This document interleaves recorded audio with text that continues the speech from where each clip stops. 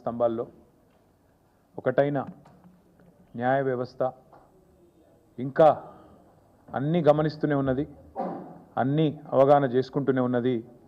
తప్పకుండా సరైన సమయంలో సరైన పద్ధతుల్లో స్పందిస్తుంది అని చెప్పి నిన్న సుప్రీంకోర్టులో జస్టిస్ గవాయి గారి నేతృత్వంలో జరిగిన ఆ వాదోపవాదాలు విన్న తర్వాత ఈ దేశంలో సగటు పౌరుడికి న్యాయ వ్యవస్థ మీద గౌరవం పెరిగే విధంగా, ముఖ్యంగా అధికారంలో ఉన్న వాళ్ళ అధికార అహంకారం తగ్గే విధంగా ఉన్నదని చెప్పక తప్పదు. నిన్నటి సుప్రీంకోర్టు యొక్క డైరెక్షన్, ఆ 100 ఎకరాలు ఎప్పుడు రిస్టోర్ చేస్తారు, ఎక్కడైతే మీరు చెట్లు కొట్టేసి ఆ పర్యావరణాన్ని అతలాకుతలం చేసినారో ఎప్పుడు మళ్ళీ తిరిగి పునరుద్ధరిస్తారు, ఎట్లా పునరుద్ధరిస్తారు అనే స్పష్టమైన ఒక రోడ్ మ్యాప్తో రండి. లేకపోతే అక్కడనే అదే స్థలంలో ఒక తాత్కాలిక కారాగారం ఏర్పాటు చేసి, తాత్కాలిక జైలు ఏర్పాటు చేసి మీ అధికారులను జైలుకు పంపుతాం అనే మాట సుప్రీంకోర్టు చెప్పింది. అంటే నిజానికి ఇంకో ముఖ్యమంత్రి అయితే కొంత ఆత్మాభిమానం, కొంత పౌరుషం, కొంత సిగ్గు ఇవన్నీ ఉన్న ముఖ్యమంత్రి అయితే ఈ పాటికి రాజీనామా చేసి పోవాలి. కానీ అక్కడ ఉన్నది రేవంత్ రెడ్డి. ఆయన కిందాక నేను చెప్పిన ఇలాంటి ఏవి కూడా లేవు కాబట్టి సహజంగానే దులుపుకొని పోతూ ఉన్నారు. కానీ నిన్న సుప్రీంకోర్టు డైరెక్షన్ ఏదైతే ఉందో ఇది 100 ఎకరాలు వెంటనే పునరుద్ధరించాలనేది, ఇది విద్యార్థుల విజయం, ఇది హైదరాబాద్ సెంట్రల్ యూనివర్సిటీ యొక్క ప్రొఫెసర్ల విజయం. నిజంగా చెప్పాలంటే ఈ రాష్ట్రంలోని, ఈ దేశంలోని పర్యావరణ ప్రేమికుల విజయంగా చెప్పక తప్పదు. ఇవాళ ప్రపంచవ్యాప్తంగా, దేశంలోనే కాకుండా వివిధ దేశాల్లో ఉండి ఈ అంశం పట్ల స్పందించిన ప్రతి ఒక్కరికి, రేవంత్ రెడ్డి సర్కార్ చేసిన పర్యావరణ విధ్వంసం మీద గలమెత్తిన ప్రతి ఒక్కరికి, వారికి మద్దతుగా నిలబడ్డ ప్రతి ఒక్కరికి కూడా హృదయపూర్వకంగా నా ధన్యవాదాలు, మా పార్టీ తరఫున వారికి అభినందనలు. అయితే ఇక్కడ కంచగచ్చిబౌలి అటవీ భూముల్లో విధ్వంసాన్ని ఆపి పర్యావరణాన్ని పునరుద్ధరించాలని చెప్పినందుకు సుప్రీంకోర్టుకు కూడా వారికి హృదయపూర్వకంగా మా ధన్యవాదాలు. సిఎస్ గారితో పాటు రాష్ట్ర చీఫ్ వైల్డ్ లైఫ్ వార్డెన్కి ఆదేశాలు ఇవ్వడం, అది కూడా నేరుగా సుప్రీంకోర్టు ఇవ్వడం అంటే మరి దానికి మించిన ఇంకో వేదిక లేదు. కాబట్టి తప్పకుండా రాష్ట్ర ప్రభుత్వానికి కూడా ఇది అమలు చేయక తప్పదు. అట్లాగే క్షేత్రస్థాయిలో పర్యటించి ఆ సిఈసి సెంట్రల్ ఎంపవర్డ్ కమిటీ ఏదైతే ఉన్నదో అందరినీ కలిసి వాస్తవాలను వెలుగులోకి తెచ్చినందుకు వారికి కూడా హృదయపూర్వకంగా మా ధన్యవాదాలు.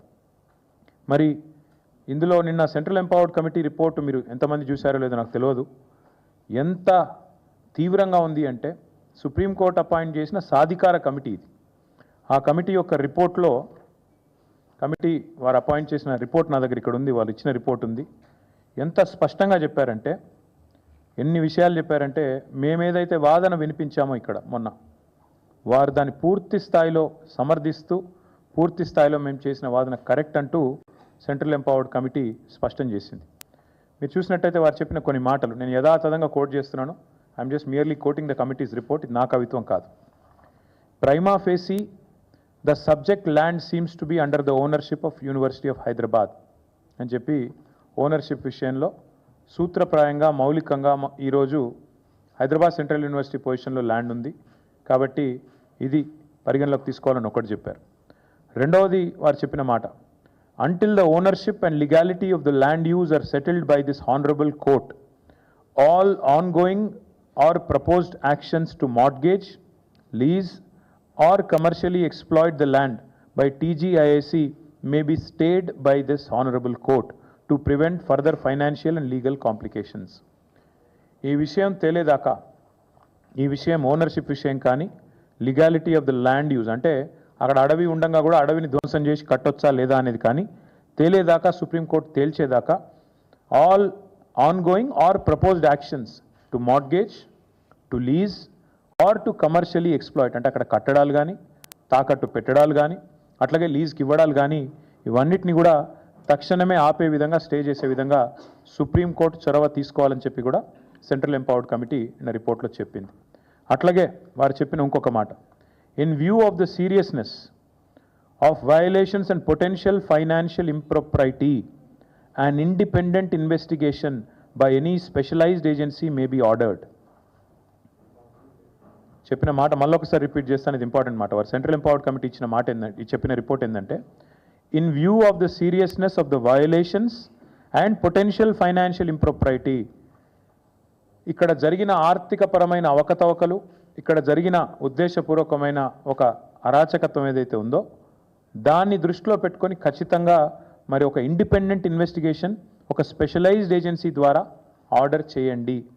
ఇది నా మాట కాదు, సెంట్రల్ ఎంపవర్డ్ కమిటీ వారు ఇచ్చిన రిపోర్ట్. అంటే ఎగ్జాక్ట్గా ఇదే మాట నేను ఇక్కడ కూర్చొని వారం రోజుల కింద చెప్పాను. ఈ 10,000 కోట్ల కుంభకోణాన్ని బయటికి రావాలి అంటే, ఈ రాష్ట్ర ప్రభుత్వం చేసిన తప్పు బయటికి రావాలి అంటే RBI, serious fraud investigation office SFIO, CVC, CBI జోక్యం చేసుకోవాలి అని చెప్పి నేను ఇప్పటికే కోరినాను. వాళ్ళ మా వాదనను సమర్థిస్తూ, మా వాదన కరెక్టే అని చెప్తూ ధృవీకరిస్తూ మరి ఇవాళ సెంట్రల్ ఎంపవర్డ్ కమిటీ ఇచ్చిన రిపోర్ట్ కూడా సుప్రీంకోర్టు చేతిలో ఉంది. కేంద్ర ప్రభుత్వం కూడా ఇప్పటికే పరిగణలోకి తీసుకుంటుందని మేము అనుకుంటా ఉన్నాం. అయితే ఇక్కడ ఆశ్చర్యం ఏమంటే, ఇవంతా మీకు తెలిసిందే. మోడీ గారు నిన్ననో మొన్ననో ఎక్కడనో ఒక దగ్గర హర్యానాలో మాట్లాడినారు. మోడీ గారిది ఎట్లుందంటే ఒక యాన్యువల్ సైకిల్ లెక్క ఉన్నట్టుంది. సంవత్సరానికి ఒకసారి మాట్లాడతాడు. పోయిన ఏప్రిల్లో మాట్లాడిండు. పోయిన ఏప్రిల్ 2024లో ఏమన్నాడు, తెలంగాణలో RR ట్యాక్స్ వసూలు అవుతుంది. కరెక్ట్గా 1 ఇయర్ కిందట, దానికి వార్షికోత్సవం కూడా అయిపోయింది.